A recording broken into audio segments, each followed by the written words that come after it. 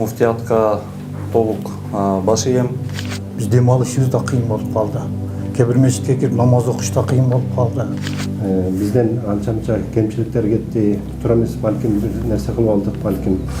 Туура эмес нерселер болсо баарынан кечирим сурайм. Баштарда бириктирип аткан ошо мурунку кеткен кемчиликтерден кечирим сурайбыз. Эң негизи ошо мыйзам чегинде ошол баардыгы биргелешип иштешкенге биз даярбыз. Мамлекеттен, муфтияттан ошол канча күнгө чейин бир кемчиликтер кеткен болсо кечирим сурайбыз. Сүйүктүү пайгамбар саллаллаху алейхи вассалам дагы эки мусулмандын ортосунда 5 акы болгон болсо, ошонун ичинде бүт биригүүгө байлаган. Биринчиси афшуш салам деди да, саламды көбөйткүлө. Саламдашкыла. Улуулар кичүүлөрдү көргөндө салам бергиле улууларга, улуулар алек алсын. Алымдарыбыз айтат да, жумхур улама саламдашууда өтө чоң касиеттер бар дейт. Чоочун адамдар деле бири-бирин ассаламу алейкум деп саламдашса достошот экенде каяктан болосуң? Атың ким? Паланча деп анан достошуп ортодо мухаббат пайда болот экен. Саламдашуунун фазилаты ошол жерде экен да.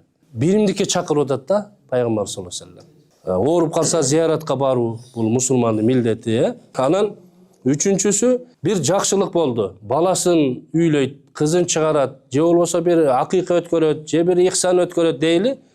Коло коңшу, жоро жолдош, досторду, аксакалдарды ихсан кылып чакырат. Мусулмандар бир жерге барып топтолуп отурат. Пайгамбарыбыз айтат да, бир мусулман тууганыңар актасторкон салып, ихсан өткөрүп, даъват кылган болсо, чакырган болсо, чакырыгына моюнсунуп барып койгула дейт да, силердин акыңар дейт. Бул дагы мында карасаңыз, биригүүнүн, достуктун белгиси. Анан чүчкүргөндө алек алып койгула дейт, Ярхамакумуллах, алхамдулилlah дегендечи. Төртүнчү, бешинчиси эми ар бир инсандын тагдырына Кудайым өлчөм жазганда таксырлар. Фаида жаажалухум ла ястахируна саатан ва ла ястaqdimun.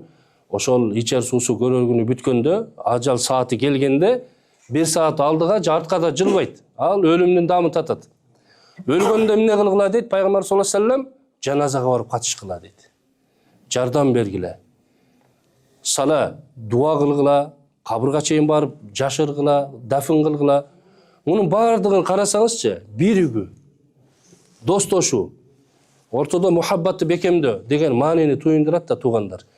Инсан болгондон кийин хата дейт го. Хаталарды көп кетирип алат адамчы. Бирок эң жакшысы адам баласы ошол кемчилдигин билип, жаратканга жалбарып дуа кылган болсо, кечирим сураган болсо, Алла Таалачы юхиббу тавабин дейт го. Тоба кылуучуларды жакшы көрөм дейт.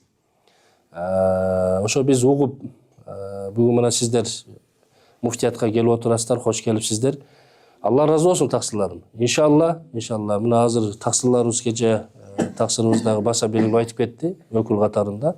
Ошо түшүнбөй жүрүптүрбүз, Кудайым буйрса мындан ары ошол мыйзамдын тегерегинде муфтияттын чыгарган фатваларына, чечимдерине моюнсунуп, эри шаркак бир муштун болуп, динибиздин баалуулуктарын жашап, Расулуллах саллаллаху алейхи вассаламдын сүннөтү санияларын ээрчип, таби болуп, ибадатыбызды аткарабыз деген максатта, ушундай максатты билдирип атпыздар да таксыларым. Аллах разы болсун. Муфтиятка толук баш ийем. Анан өкмөттөн да ошол ситуацияда, ошол ахвалда өзүмдүн ыраазычылыгымды да билдирип атам. Аллах кабыл кылсын, элге общий мухаббат, ынтымак берсин. Анан ошондой болгон нерселер болду. Эми келечегибизде Аллах бүт элди бир кылсын. Ушул мыйзам чегинде иншалла иш аракетте жүрүштүн аракетин чогуу кылалы иншалла. Ошол баардык кылган кемчиликтерибизден туба кылдык иншалла. Эми ар бир адамдын көкүрөгүндө кайсы бир нерселер бар экен да. Убагында ушундай бизге да нерселер жабылды. Биз дем алышыбыз да кыйын болуп калды. Кээ бир мечитке кирип намаз окуш да кыйын болуп калды. Пайгамбарыбыз таштап кеткен динди жана анын мээнетини кыяматка чейин кайсы бир адам кылса, ошол деңгээлде эч качан кыла албайт депчи. Биз адам болгон себептен, биздин акылыбыз чектелген себептен бизден да кемчиликтер кеткен.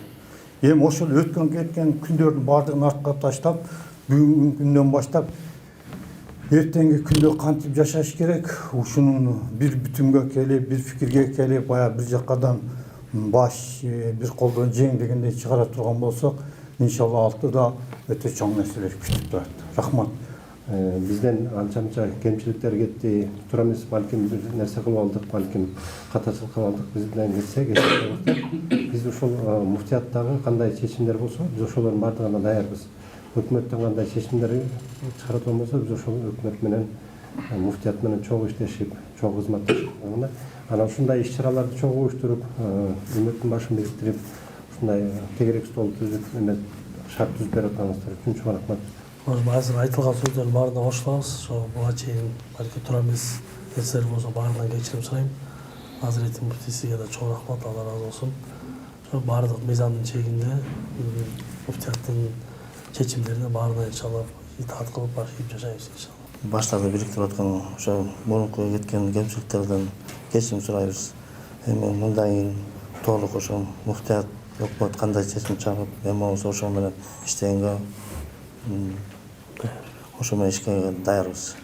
Эң негизи ошо мыйзам чегинде ошол баардыгы биргелешип иштешкенге биз даярбыз. Мамлекеттен, muhtiyattan ошо канча күнгө чейин бир кемчиликтер кеткен болсо кечирим сурайбыз. Анан ошол мыйзам чегинде жашашка даярбыз.